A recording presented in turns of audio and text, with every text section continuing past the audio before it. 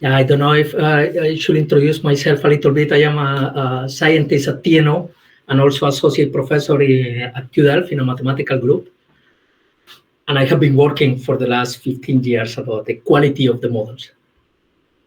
So I think this can be interesting. So I call the presentation The Art of Creating Reliable and Fast Energy System Models. I will be shifting between two sets of slides, because I renew some previous slides that I had before, and they were made in LaTeX in a time where I had time to work on the slides. So now I have a mix of renew LaTeX slides and these PowerPoint slides. And another thing that maybe I wanted to mention is that I will present maybe too many things, but there are things I want to present more in detail. So hopefully I can bring the message across. And there are other things I will speed up a little more. So I will skip the introduction of the part that we talked that we need energy system models, because I think that will be very redundant information in this group. So basically, I will start talking about the trade-off. So we want to solve models. We want to solve models faster, and there are three main components that take the time of the model. One is the computer, and the solver, and the model. Of course, we use the highest quality computer that we can, the highest quality solver that we can, and the composition techniques. And what I see that people don't pay that much attention, or I am not that familiar, is that they don't pay that much attention to the quality of the model, or they are not aware about the quality of the model. So this presentation is about the quality of the model. So the thing is that usually there is a trade-off between computational burden and model fidelity. There is a Pareto front. This is something that we think that, yeah, we need to choose. So suppose that this is the level of detail. Can you see the mouse? Yes. Suppose this is the level of detail we want to model, and usually we want to go ambitious and go multiple sectors, large geographical scope, and usually we end up to something that we cannot solve. Then we oversimplify the model. That is the usual strategy we have. Then in this presentation, I want to tackle if we can play with the levels of detail to maybe focus the computational resources where we want to see more details, and if we can push that Pareto frontier, and how. Spoiler, yes. So the presentation is about how. And the idea with all this is that then we can have more reliable models. So this is the three parts of the presentation about the model fidelity. Can we improve the model fidelity maybe without increasing the computational burden? Speeding up. The other part is speeding up models while keeping the same fidelity. And if we can play with both, maybe a trade-off between them and do it smartly. So let's see if I have time to say something about this. There are other parts here that I will pay more attention. And at the end, take away. About the model fidelity. Then here I will talk about energy scheduling. So here I will do my first shift of the slides, and there I go to, that is a different proportion. Okay. This is the first slide. This is the part I updated. So now I will talk about energy scheduling. Usually what we have is, okay, let's say that we have a demand profile and we are scheduling for that. Investment decisions or dispatch decisions or whatever. And this is what the model sees. So for example, in this case, you are scheduling for a peak demand. And in this case, the ramp requirements, the maximum is 500 and 650. Then we are okay. Then we are good to go. We just optimize. And as long as we have the 500 and 650, then we can provide this demand. But this energy is already a simplification of what is happening instantaneously. So for example, if we have this power profile that has exactly this energy profile, we can have a different ramp. This is the actual demand you need to supply. And here, for example, there is a ramp down of 750 that is higher than the one that we are capturing with the models. Then, what if we have this other power profile? Also with the same energy profile, but now this has a 50% higher ramp up and also like 50% higher ramp down. So even if you schedule for that demand, energy demand, you cannot guarantee that you provide the power profile that is beneath. So basically, with that energy profile, you cannot capture the variability that you want to capture. And if you are modeling 2 hours, 3 hours, that becomes even worse. But with a power profile, you can completely capture the variability that you want. And yeah, the energy profile is just automatically appears if you satisfy the power profile. But now let's suppose that, okay, somehow we don't miss that information, we have the right ramp, we have the right peak. What are we doing then, for example, with the ramping constraints? We usually work in energy levels. So suppose that it's a kind of unit commitment formulation. There is a minimum output of a unit of 100 and a maximum of 300. And there is a ramp of 200 megawatts per hour. So this is the output that we get with the models. So basically, you can produce 100 the first hour. And because the ramp is 200, you can produce then the energy of 300 the next hour. If you try to dispatch that unit with that ramp, what will happen is that the first hour, if you commit with that energy, then you are providing 100. And then you ramp up at maximum speed, and that will be 200. So what you will see is that the jump in energy is actually half of the ramp. So this is what we are producing with the models, but this is what is feasible. Now, let me show you another example. Suppose now that it's the same unit with a minimum of 100, and there is a ramp of 100 megawatts, up and down. So if the unit is providing 200 megawatt hour in the first hour, what will be the minimum energy that the unit can provide the second hour? So the models, what we are usually modeling is, okay, the first hour we provide 200, the second hour we provide 100, and done. This is the solution we find.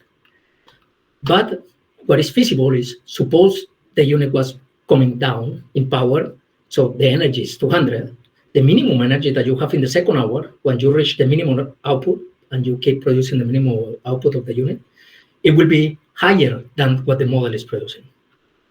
But maybe the unit was producing another power profile the first hour, and then the minimum energy that you can produce the second hour is half of the jump that you were expecting.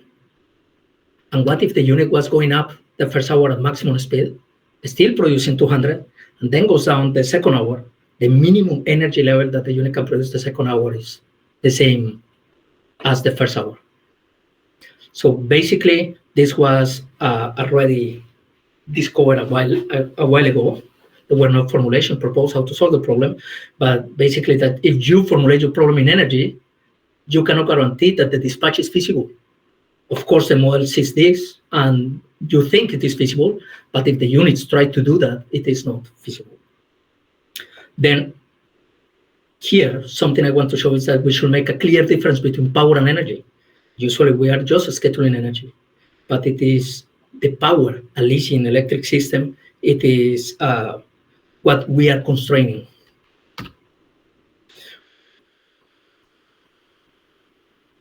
Then, to overcome these issues, then there is another kind of planning that is based on piecewise trajectories instead of these steps, and we make a clear difference between energy and power. Then you can follow the power instead of the energy, and you can apply all the constraints on that.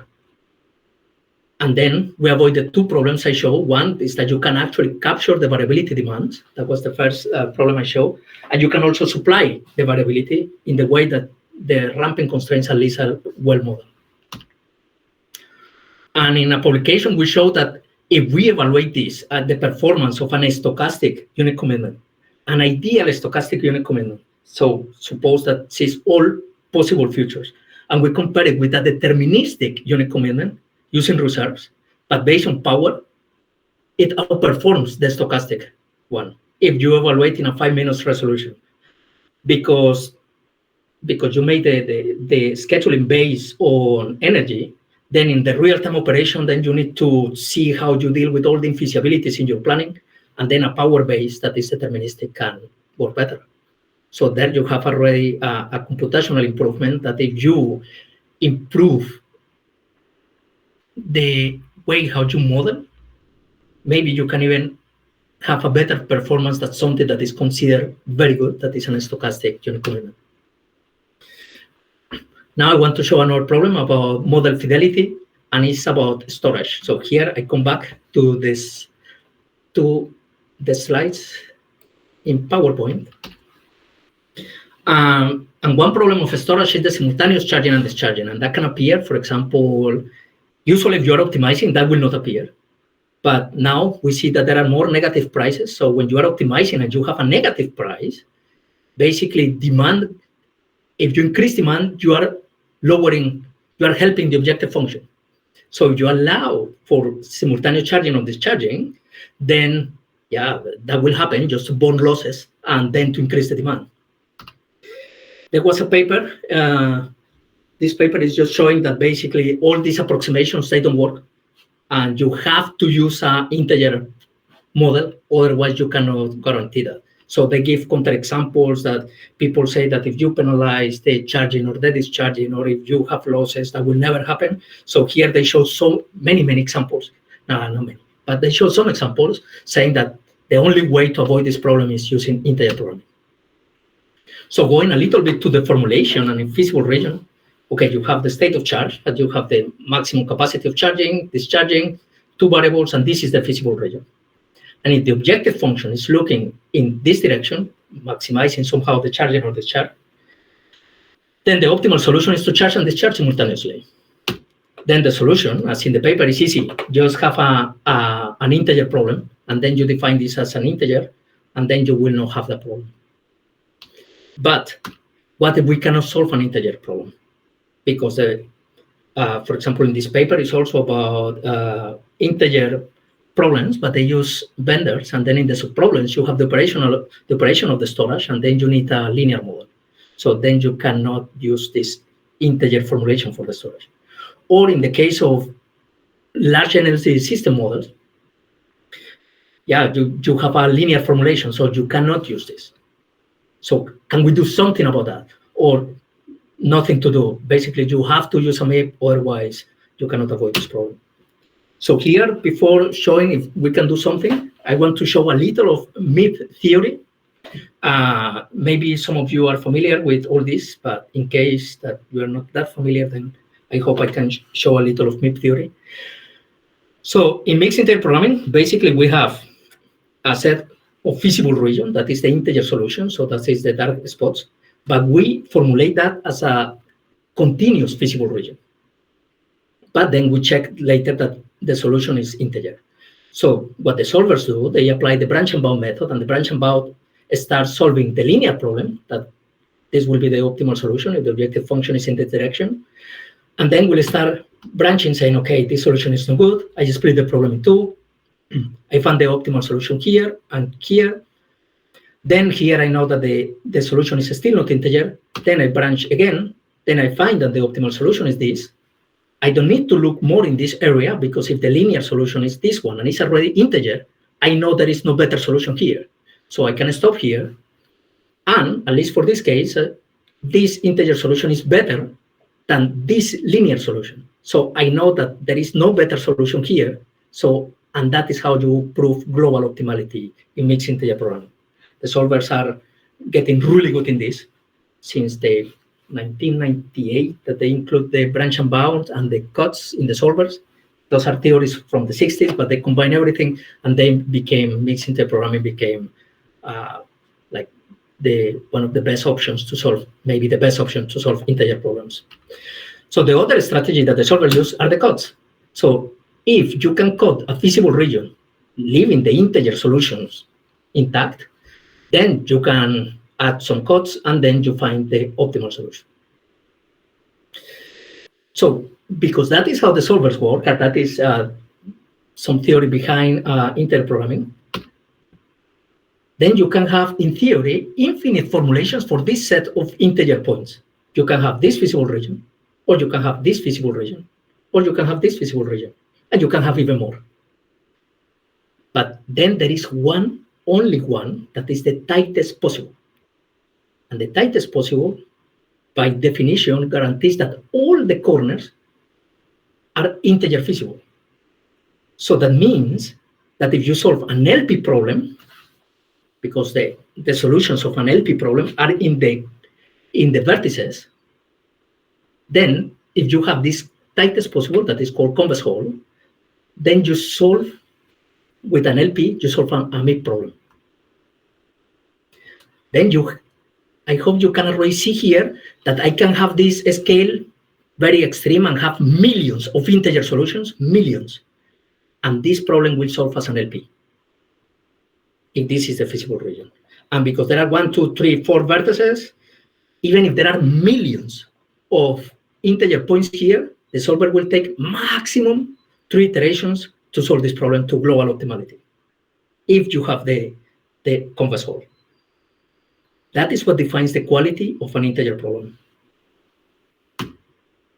To show a little bit what is the power, what that means, here I am showing just an example of a paper where we propose a convex hole for one unit, and this is for the power-based formulation, the one I showed before, and this is even including extra constraints that are not common in the other formulation, like startup and shutdown ramps.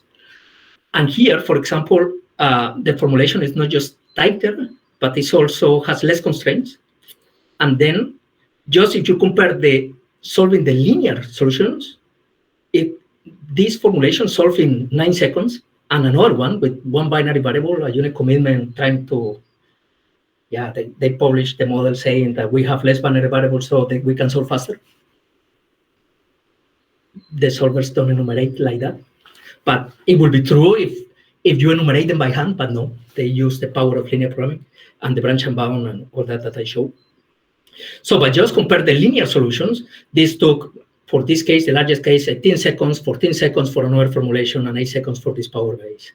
And these are the linear solutions. These are the integer solutions. This could solve in 2 hours. And this one took 700 seconds to solve.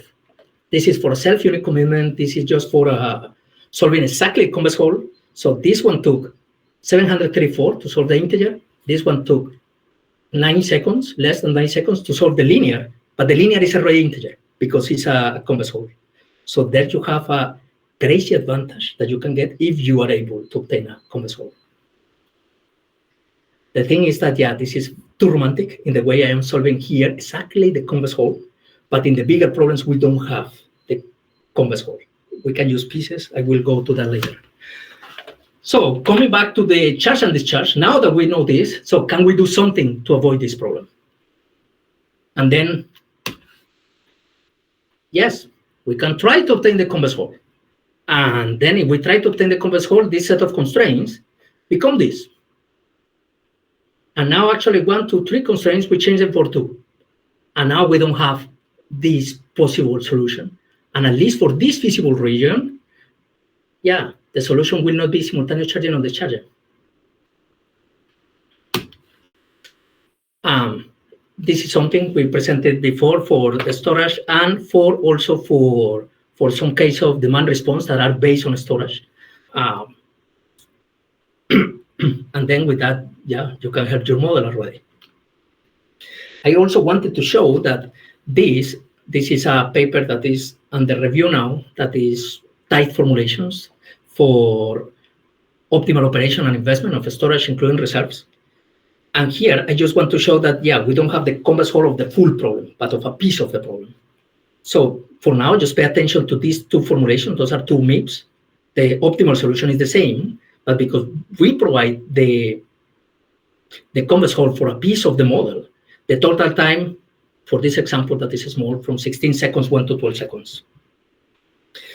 And if we were going to solve it as linear, this problem, the traditional formulation, let's say, and this is the one we propose, we lower the amount of simultaneous charging and discharging, the amount of times, by almost half.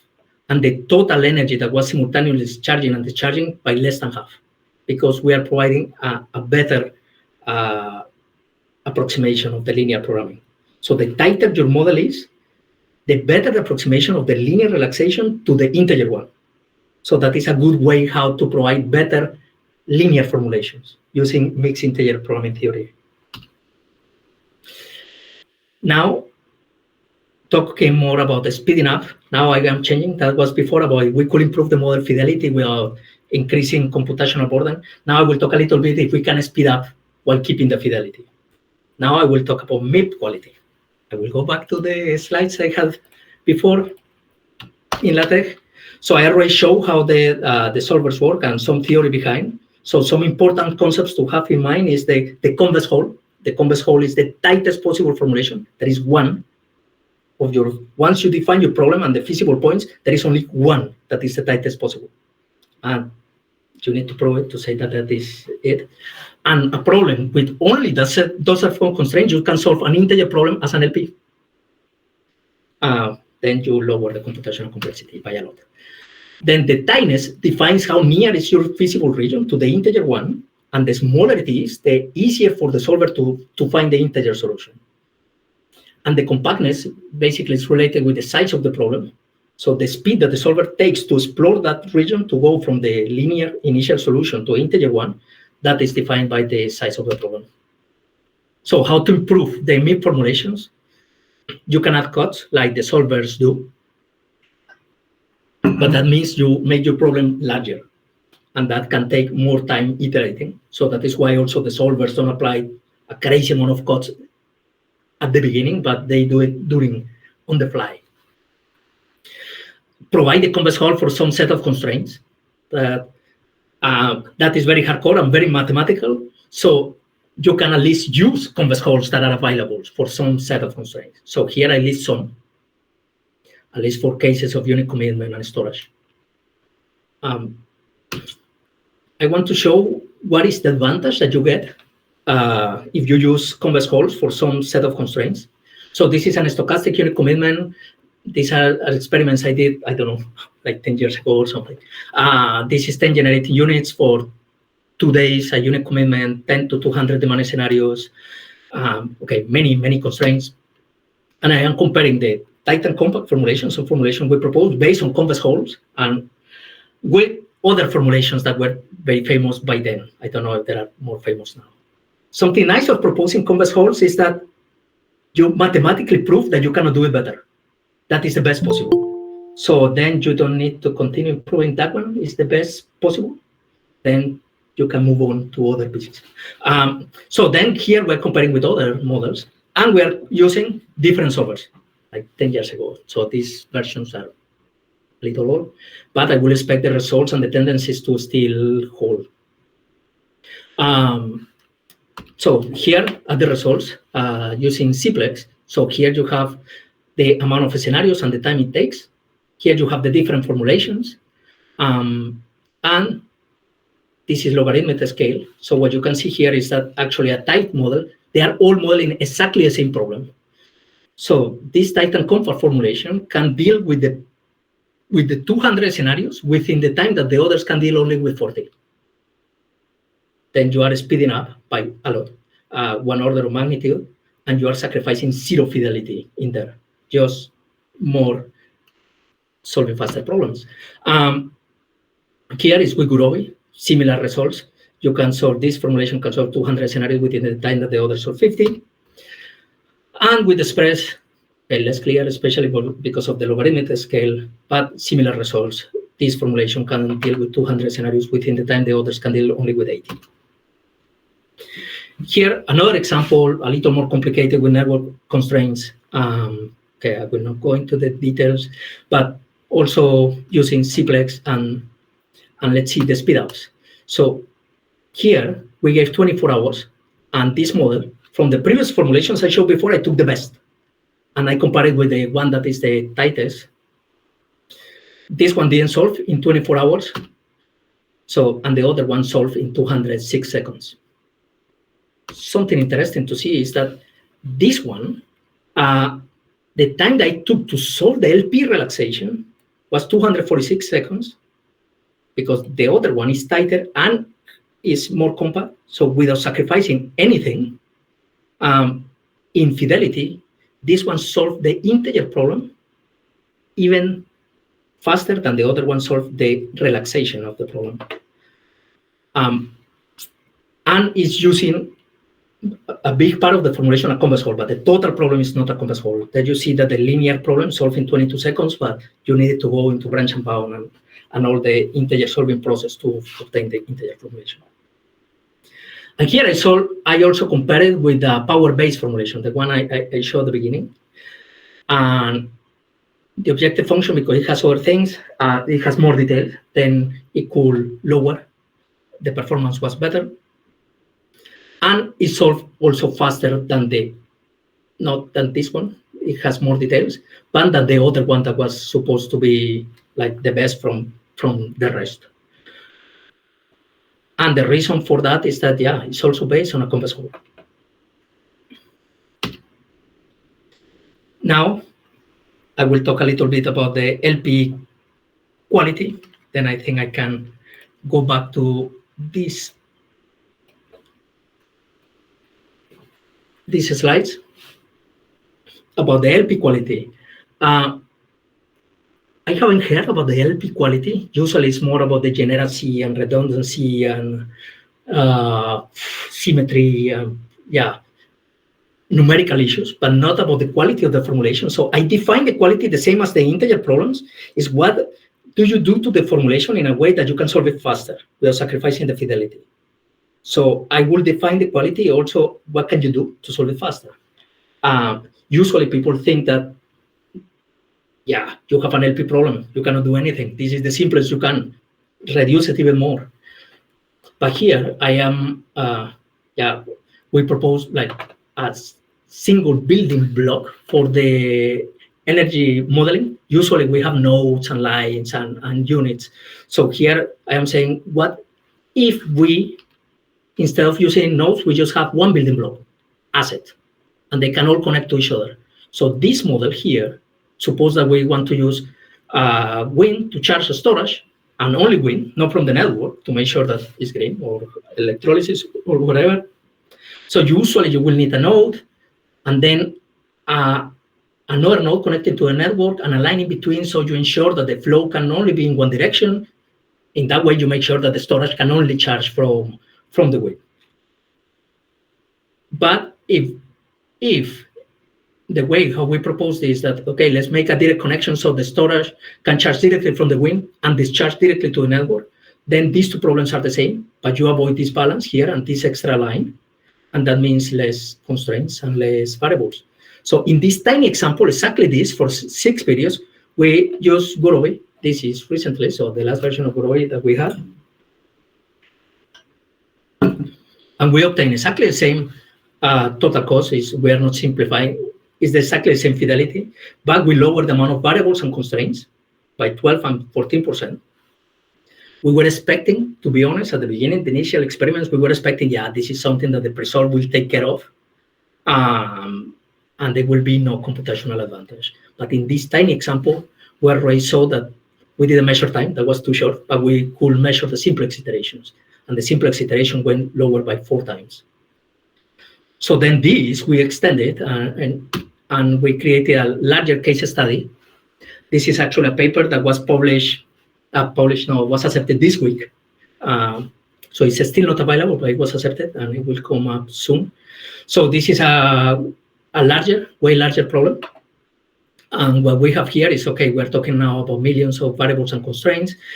For now, let's focus just on this orange and the blue one. The blue one is what happens if you model just using one building block, and the orange is more the traditional way of modeling energy systems. So without losing any fidelity, we saw that we could lower the amount of constraints and variables, at least for this case study, by 35% and 26%. And basically we saw a speed up. The larger the model, the larger the speed up. And in this case, it went up to 50%, 1.5x. And we also saw similar speed ups in the building time of the model. And apart from that, it uses less memory because you are dealing with less data. It's a smaller model. So there are advantages. Here, if there is time, so I think I use already 26 minutes. I don't know if there are other things I could talk about. So for now, if you want in the questions, I can extend about that. This is about that we can play with the level of detail. So this is flexible time resolution, that we can have completely independent time resolution in the system in areas for a sector, by area, by technology, by whatever. And also something dealing with the representative periods. Here there is another thing we're doing. But now let me jump to the takeaways. Is that this Pareto front I showed at the beginning, that we think we cannot do anything about, that we should only focus on the computer and the composition and solvers, we can push that Pareto front. I hope I show a case that you think that is possible. And how we can do that? Yeah, by improving the fidelity of the model, for example, by domain knowledge, like the power-based scheduling that I showed, by tighter LP relaxations. So this is mixed integer programming theory, but used in linear programming. That was the case of the storage I showed. By decreasing the computational cost without sacrificing the fidelity. So you can craft tighter integer formulations, and then you can get also big speedups. Creating more compact LPs, like the one building block that I showed. And a kind of combination of both. The other two parts I didn't show, and it's work in progress. One is, there are two papers on work. And of course, all this is that we can have more accurate results and more robust, and we can more reliably support the energy transition. Maybe the last thing I can show is that we are building all this in this model that is Tulipa. So all this is already taking place. This is also an open access model, and is a collaboration with eScience Center, that is software engineers and universities. And yeah, we are paying a lot of attention to the quality of the model. I don't see this is common at all. So maybe I haven't realized about that. So please let me know if you know any extra things that maybe I don't. So I will be very glad to hear that. And if anybody else works in this type of improvements, I will be also very happy to hear about that. So, and that was all for now.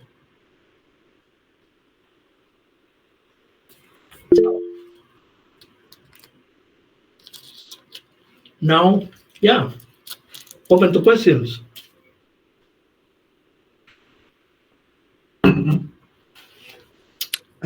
Well, I'll just jump ahead, if I may. Yeah, I cannot see it. Okay, maybe I stop sharing the screen, or let's see for now.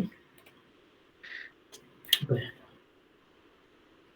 Now I can see people. Yes. All right. Well, thank you so much. That sounds super interesting. Related to other projects, do you know of AnyMod from Leonard Göke? Do you think, is this somehow related to your approach? Because if I remember correctly, he was also playing around with more flexible time-space resolutions and more flexible asset formulations. And then the second question for me is there a way to convert existing 2 building block models into 1 building block models without changing the framework, but rather doing it in the background? I think it's tough. I think it's very tough to change it.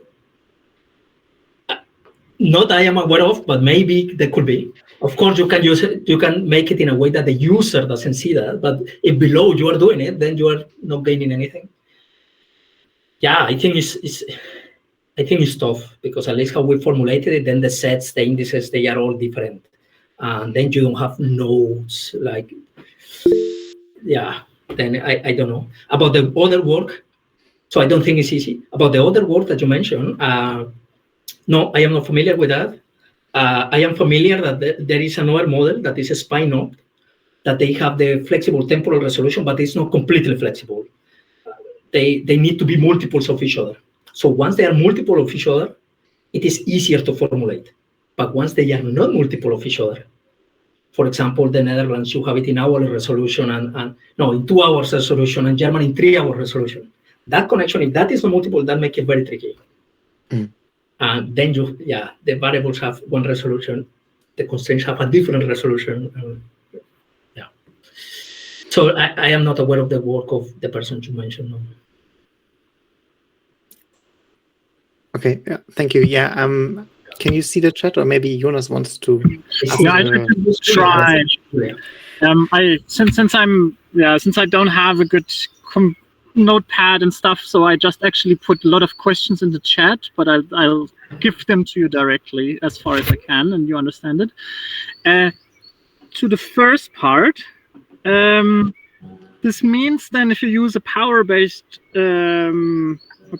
formulation for unit commitment, that all the energy-based, like fuel costs, you then apply a trapezoid type rule to convert to energy, and then and then apply the fuel costs, for example. So with the the fuel cost, all that applies the same. The thing is, with the power, then in every hour you have two variables at the end of the hour and at the beginning of the hour. Then we assume a piecewise trajectory. From that, you can obtain the energy. It's just one plus the other divided two. And the fuel cost. The thing is that it looks like you have more variables, but no, because the end of the hour is the same as the beginning of the next hour. So at the end, you have the same. No, that makes total sense. Yeah. So we also are talking about about power in pipes, but we usually understand it more as an average power over this time span of an hour. And you're right. Then we are back in energy land, actually. Yeah, exactly. And it doesn't help at all. Yeah. Do you know? So we have a linearized unit commitment by Hua-Baldic formulation. I guess this is also but I also would have to look it up, and I wasn't able during the talk. What the actual? I thought it was Baldwin, but it's actually wrong. It's Hua and Baldic, but doesn't. I look it up and send you an email afterwards. It wasn't the best place for me to find this out. The third or the last question then is, it looked like most of these tightening results that you were building up and that you were discussing, thanks for all the references. We'll have to look this up in a short hour, basically in an hour at some point. They all apply to operational problems only, don't they? How much of this is also possible for generation, transmission, storage expansion? Or how easy it is to transfer it? So you're right. Most of the things I showed was unit commitment stuff. So it's operation. There is a reference there that is for storage, and that is tight formulations for operation and investment. So in a full investment formulation, then there is also a way to tighten that. But all investment problems, they have an operational problem. And then you need to approximate that operational problem. So if you have a tighter formulation, even if you use an LP, a tighter formulation will have a better approximation of the operational part than if you just do nothing.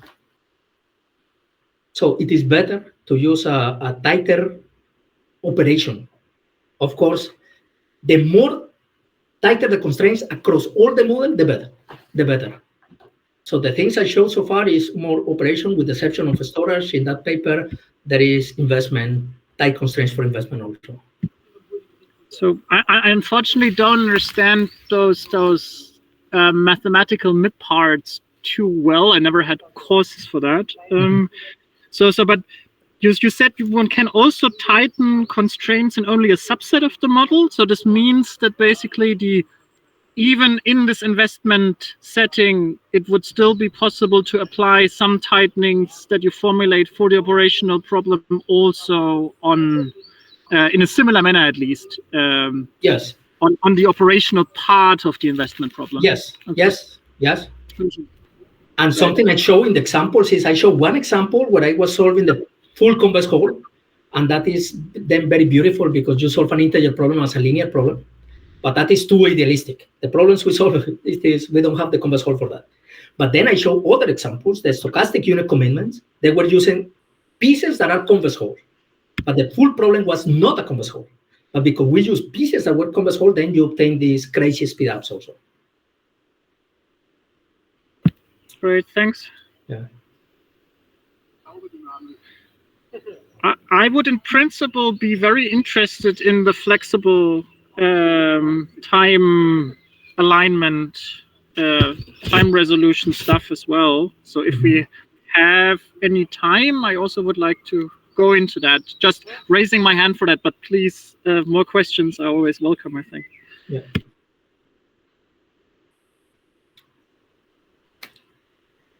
If there are no more questions, or if, no problem from me. I would have one more question relating.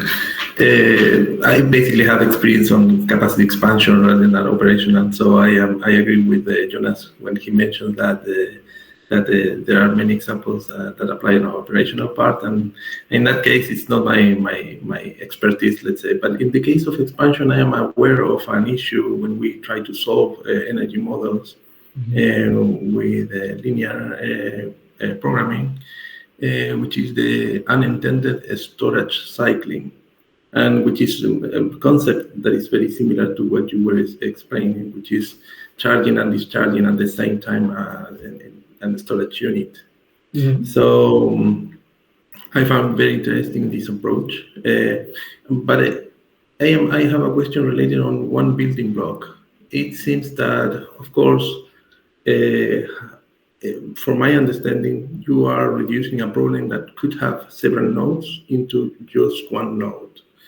But correct me if I am wrong. But I was wondering, I noticed in some experiment that I've been doing that when we don't use any losses in the transmission line between nodes, so the solution is exactly the same. But since we start using some efficiencies, some losses between nodes, then the result is going to be different. So if I understood well, this simplification is going to reduce one building block. It's going to reduce the number of variables, the number of sets, for example, by reducing the nodes. Have you seen, or do you use also losses between transmission lines? Yes. So yes. So basically, so the one building block doesn't lose any fidelity. It just increases the possibility for more direct connections. So you are not losing anything. So the losses, you do it the same. And of course, there can be some cases where if you have just one node with one generator and another node with one demand and one line in between, yeah, you don't gain anything because basically you cannot simplify maybe more than that. But the more your problem becomes more dense, then you have possibilities to simplify it. You can always use the one block and approach and create nodes like normal, then you don't gain anything. But you have the possibility to not use them. The thing is that the traditional way doesn't give you the possibility. You have to use nodes in between. You cannot connect a wind turbine directly to a storage. So, but all the losses, all that is the same, and there is, yeah. But I think one thing to clarify is that the variables and constraints that are being eliminated aren't actually changing the problem that's being solved. It's not that you're taking out like details that you wanted to see. Like you said, if you had like losses, those would still be included, just in a different way. So it's reducing the number. It's not changing the problem to make the problem, the scenario simpler. It's formulating it differently. So you still get the exact same solution with the same like details that you're talking about, but just in a different way. Yeah, because that's a question that we get more often is like, well, then do you not have the network? It's like, no, you still have the network.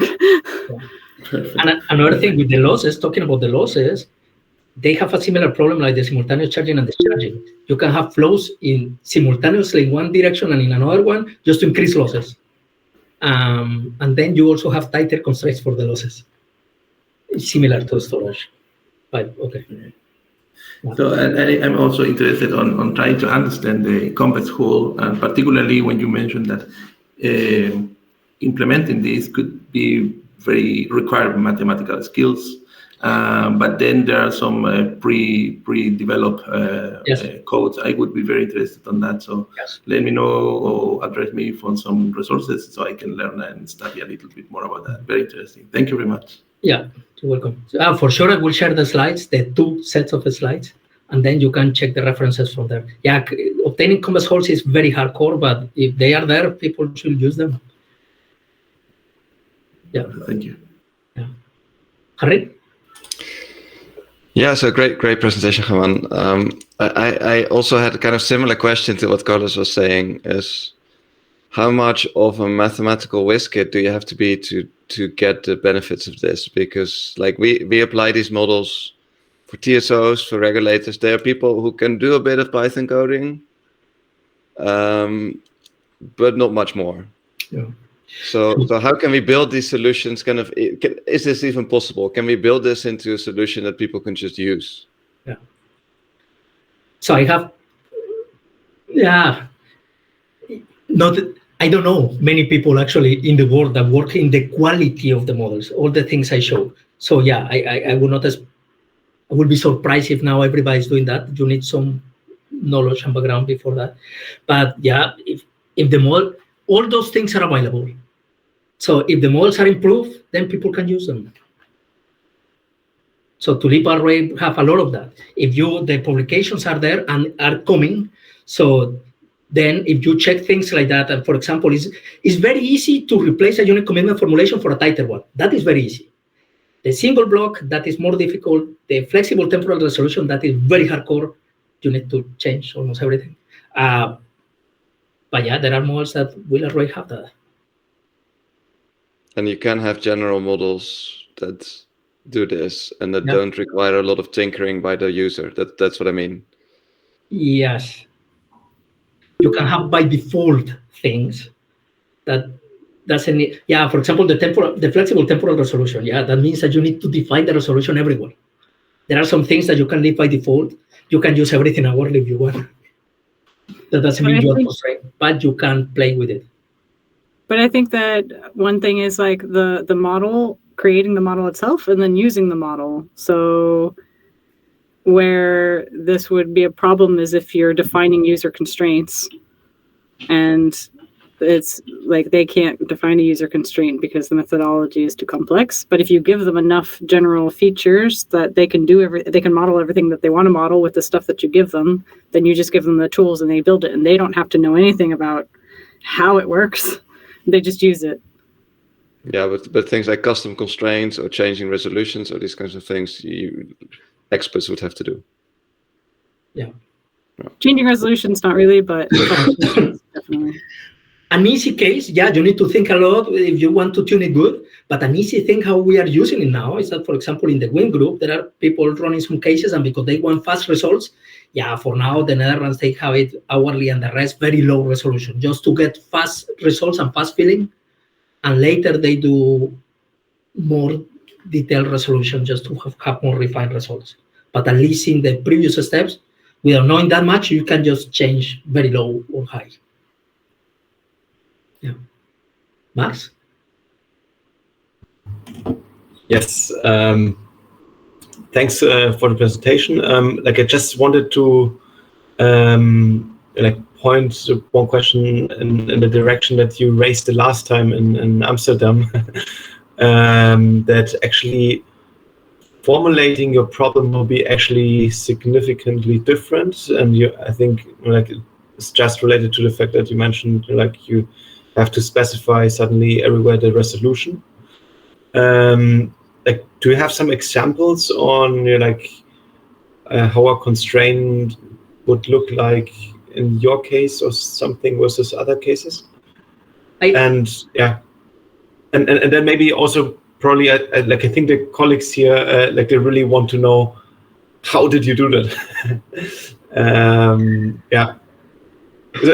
Carlos, Jonas, and Fabian, they all they are the core parts, and better understanding also the single building block.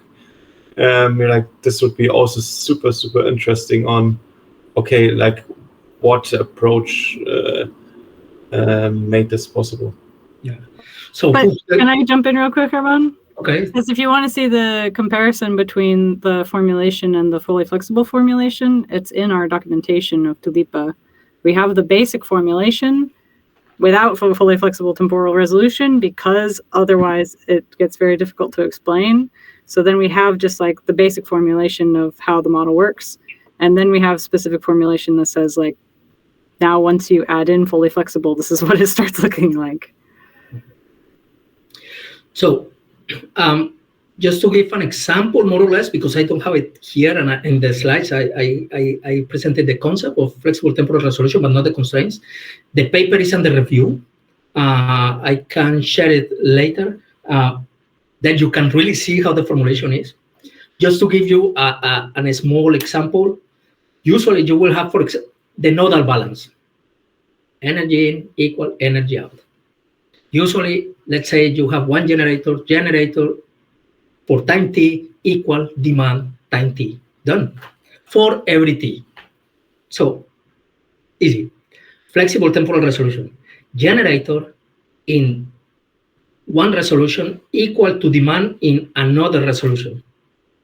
Then you need a mapping of, so first you need to define, you have two resolutions. How often are you writing the resolution of the constraint? That depends. We explain all that in the paper. So let's say that now we know what the resolution of the constraint is,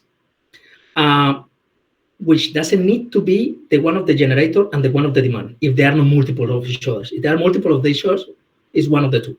But if they are not, then you define the resolution of the constraint. Once you have the resolution of the constraint, then you need to map the generation to the resolution of the constraint. Then now you have the total generation of the resolution of the constraint equal, now you need to map the demand to the resolution of the constraint, equal to the demand in the resolution of the constraint. So that is what is very hard to implement, because it's not just changing one place. In the unit commitment, you copy paste, you change one line of constraint for another one. Here, you need to change the indices, you need to change the resolutions of everywhere, you need to change the resolution of the constraints. Now the constraints are not just A plus B. Now there is a mapping that you need to do. Computationally, that is not heavy, and that actually lowers a lot the number of variables of constraints. Maybe I can share something very, very, very, very, very fast. Let me see. Let me see how it goes.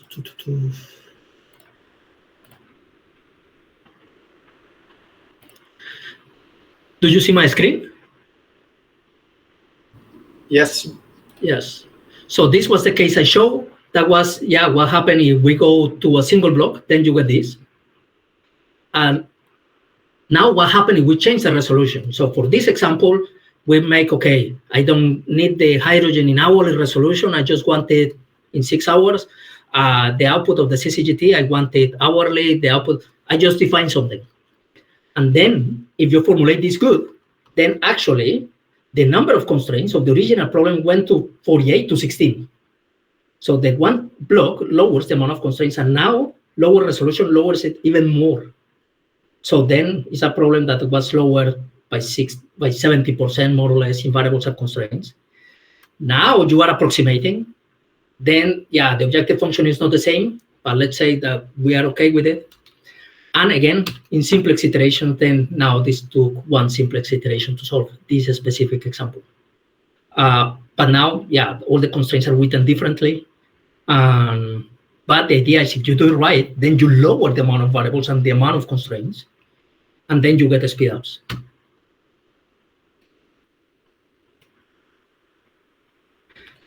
That is all specified in a paper, and then, yeah, then the implementation is the other part. There can be different ways how to implement that. Everything is done in Julia, already open source, so actually it's not published, but you can see and check, and all the code is there. And we iterated like 4 or 5 different ways to formulate that and to implement that. The formulation was clear mathematically how it needed to be. And the people from eScience, there was a guy that helped a lot in doing crazy, nice stuff that I don't understand. I understand the idea. Yeah. Okay. And maybe the other question, how do I do that? The type formulations, there is no way how to do that easy. There is more systematic ways to prove them. There are not that systematic ways to obtain them. So it is, okay, here I don't have it, but there is actually a quote from people from mixed intel programming that created all the theory that this is considered more an art. So yeah, it's a case of trying to visualize. There are tools that help you. There is one tool that is called Porta that you give a set of constraints and that enumerates all the vertices. And then you can see, because in 2 dimensions, you can just do it as I show with the storage. But in the unit commitment, that convex hull is proven for n amount of periods. Minimum up and down time can go to infinite. So you need to prove it like that. So you cannot visualize that. But there are, in Porta, you give numerical values, and then at least you check how bad you are or good. And then you start checking combination of parameters, and then you start rethinking about constraints. And once you have it, then in theory you do the difficult part is to get it, and then the easy part is to prove it. And there's also hardcore math that is, yeah. Then, yeah, but about the flexible temporal resolution, if I am honest, I saw it in Spinal before because they tried to do something. Then there was a PhD student that was obsessed with that could be so nice. And then we discussed a lot. And then after he convinced me that was amazing and could be nice, then we started thinking about that with the PhD student and with the TNO people. And then we had a lot of problems. But after thinking a lot all together, then we solved it. Yeah. Yeah. Not sure if it isn't too naive question. I just wanted to ask if this flexible time resolution has some physical implications, or is it, for example, we have typical meteorological year, typical day. Is it something from this area, or is it a purely mathematical abstraction which just increases quality of the model? So you're asking about the physical, the temporal. There are 2 parts of the temporal resolution. There is one that we work with representative periods, and there is another thing we are doing. So that part, yes. Are you asking about that part or having the parts of different resolutions in? About first part. So let me answer the second one. There are physical implications. Yes, that is an approximation. There are times that you can lose some fidelity. As I show in the example, you can lose some fidelity. But if you are aware, you can be willing to do that. For example, if you are interacting with a hydrogen system or with a gas system, and then you have, if there is line pack, you don't need to model that hourly. But the electricity part, you want it hourly. So what you can have is, then you assume that 24 hours or 6 hours or 12 hours for hydrogen is good. Then you respect the physical constraints. So an electrolyzer is okay, the hydrogen production or the hydrogen consumption or whatever of 24 hours should be equal to the summation of all the electricity part by the efficiencies. Then you respect the physical constraints.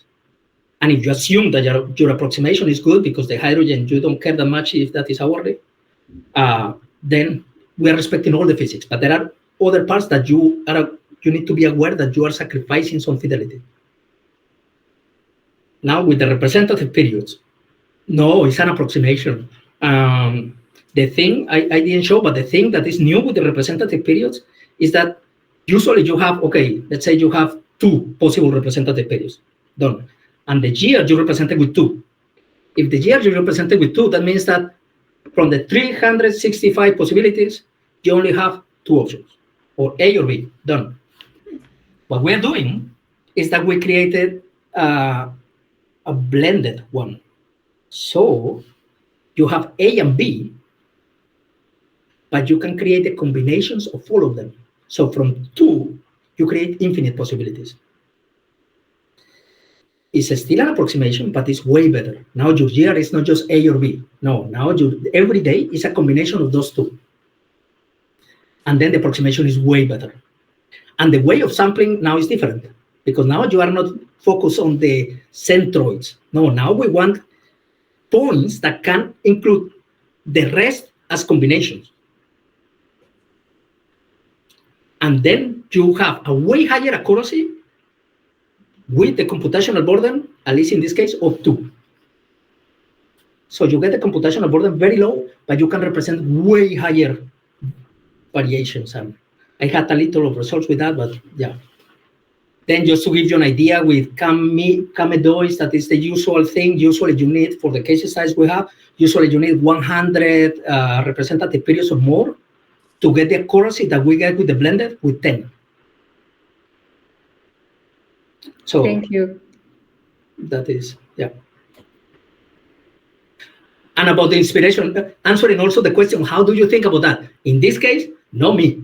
There is a project and there is a postdoc guy in TUELF, and that guy doesn't know that much about power system, but knows a lot about the rest and all sampling. And he came up with this. At the beginning, that was okay. The temporal resolution is a thing. We are dealing with these representative periods. Can we do something with that? And after a while, he said, okay, let's do this. And that turned out to be crazy good. Thank you. It sounds very inspirational to check, actually, the list of references, as Jonas still has mentioned.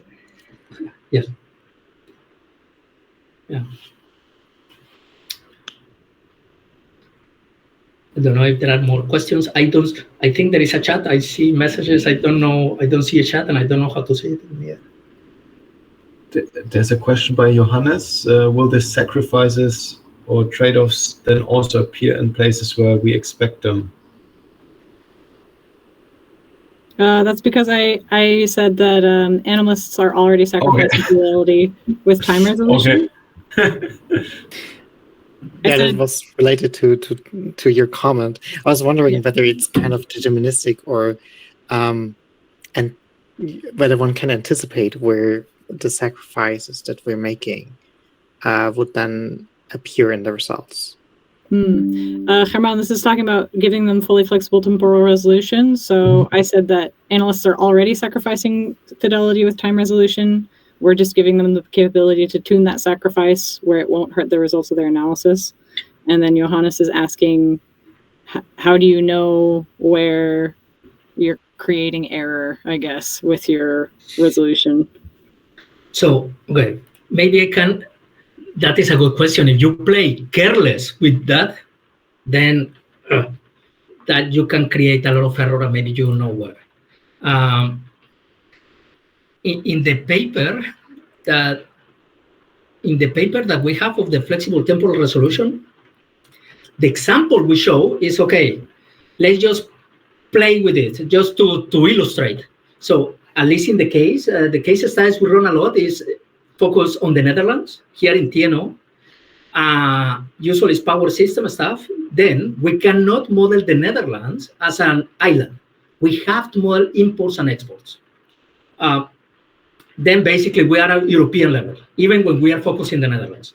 So because of this case, we were, okay, if we are interested in the Netherlands, maybe let's play with the flexible resolution. Let's do the Netherlands in hourly resolution, the first neighbor in 2 hours, the neighbors of the neighbors in 3 hours, the neighbors of the neighbors of the neighbors, and we lower the resolution like that. Then we created this kind of Pareto front. This is what you get. This is the usual flexibility that you have with the models, which people already use. I have seen models that, okay, we cannot solve it hourly, let's do it then every 2 hours across Europe because we cannot change it.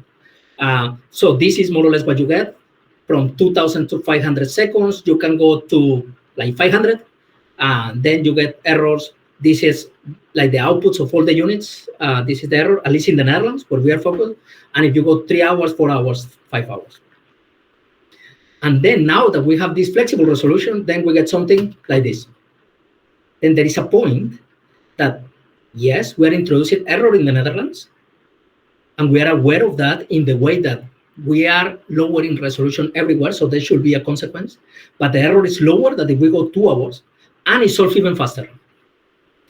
And we play also making it, okay, can we improve this? Then we make, I don't have the result here, it's in the paper. Then we have the neighbors of the Netherlands in hourly resolution. Then this error lower a lot more, and it costs a little more computationally. So we got a point around here.